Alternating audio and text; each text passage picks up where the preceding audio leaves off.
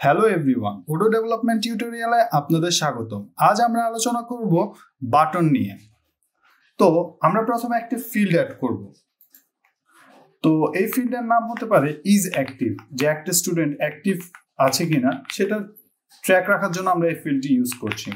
তো এটা হতে পারে একটা বুলিয়ান টাইপের ফিল্ড। এর মধ্যে আমরা দিয়ে দিচ্ছি স্ট্রিং, যেখানে লেখা থাকবে অ্যাক্টিভ। তো এই ফিল্ডটি আমি এক্সএমএল এ অ্যাড করে দিচ্ছি। আমাদের এক্সএমএলটি হচ্ছে এই ফাইলটি। তো আমরা লাস্টে এই ফিল্ডটি অ্যাড করে দিচ্ছি। এখন যদি আমরা রিস্টার্ট দিয়ে যদি এখানে একটা রিলোড দিই, তাহলে আমরা দেখতে পাবো যে এখানে আমাদের ফিল্ডটি চলে এসেছে, যেখানে আমরা অ্যাক্টিভ অথবা ইনঅ্যাক্টিভ চুজ করতে পারছি। আচ্ছা, এখন আমরা বাটন অ্যাড করব।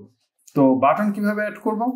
বাটন অ্যাড করার জন্য শীটের বাইরে ফর্মের ভিতরে আমরা হেডার অ্যাড করব। প্রথমে তো হেডার ট্যাগের ভিতরে লিখব বাটন। এখন বাটনের কি কি কম্পোনেন্ট আছে? তো প্রথমে আছে টাইপ। আমরা প্রথমে অবজেক্ট টাইপ নিয়ে কথা বলবো। টাইপের পর আছে স্ট্রিং। স্ট্রিং হিসাবে আমরা দিচ্ছি টগল অ্যাক্টিভ। এরপর হচ্ছে নেম। এখন নেম কি হবে? নেম হবে সেটা হচ্ছে আমরা এখানে আগে একটি ফাংশন তৈরি করব। তো নাম দিচ্ছি ডেভ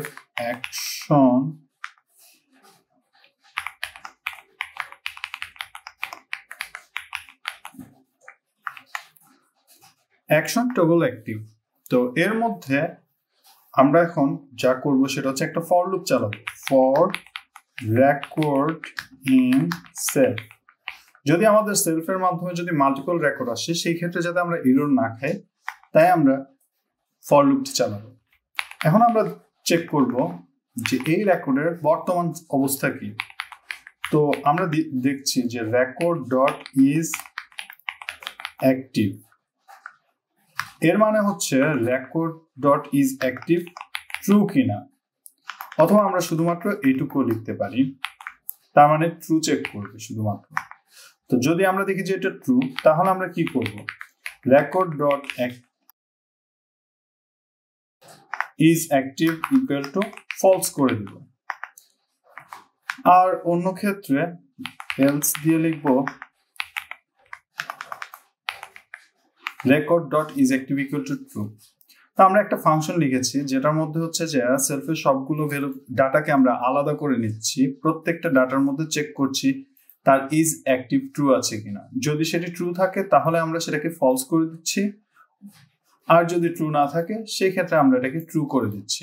তো আমরা এই ফাংশনটির অথবা এই মেথডের নামটি কপি করে আমরা বাটনের নাম হিসাবে দিয়ে দিব এবং আমাদের ট্যাগটি অফ করে দিব। এখন যদি আমরা রিস্টার্ট দিয়ে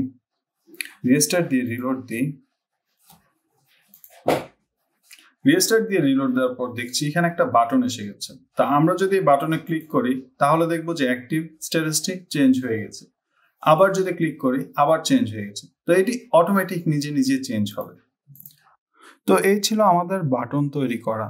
ধন্যবাদ সবাইকে।